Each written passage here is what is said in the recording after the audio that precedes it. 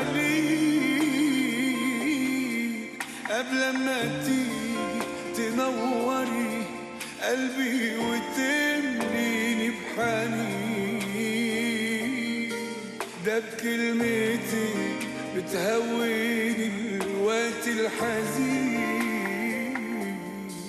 يا حبيبتي، واما بتضحكي بتحلي في عنايا السنين، يا سبب فرحتي يا مقاسمني سكتي، بتقويني في دنيتي وانا جنبك مش هميل، انا ليك بنتمي يا اخري واولي، ولا حاجه بتهمني طول ما انا شايفك بخير، يا سبب فرحتي يا مقاسماني سكتي، بتقويني في دنيتي وانا جنبك مش هميل، انا ليك بنتمي يا اخري واولي، ولا حاجه بتهمني طول ما انا شايفك بخير.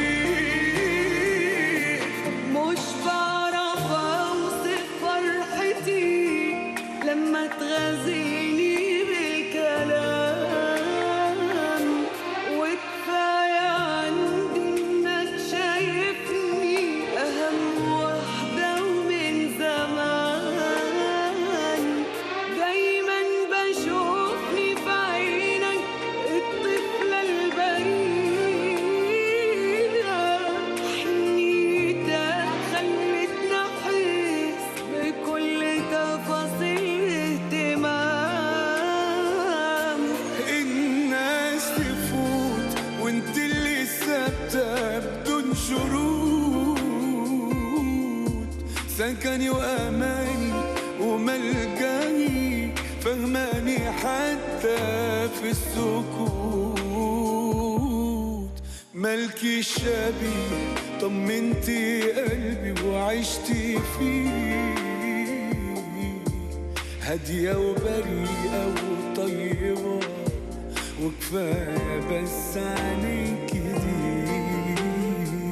يا سبب فرحتي يا مقاسمني سكتي، بتقويني في دنيتي وانا جنبك مش هميل، انا ليك بنتمي يا اخري واولي، ولا حاجه بتهمني طول ما انا شايفك بخير، يا سبب فرحتي يا مقاسماني سكتي، بتقويني في دنيتي وانا جنبك مش هميل، انا ليك بنتمي يا اخري واولي، ولا حاجه بتهمني طول ما انا شايفك بخير.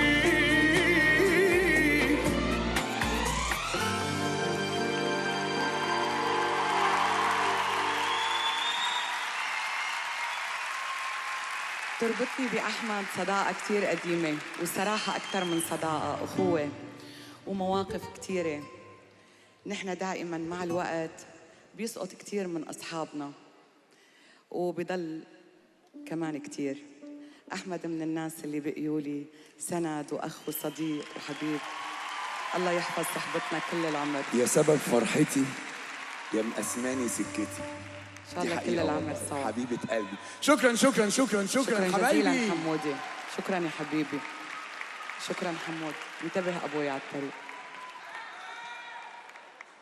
رجعوا لي غرادي.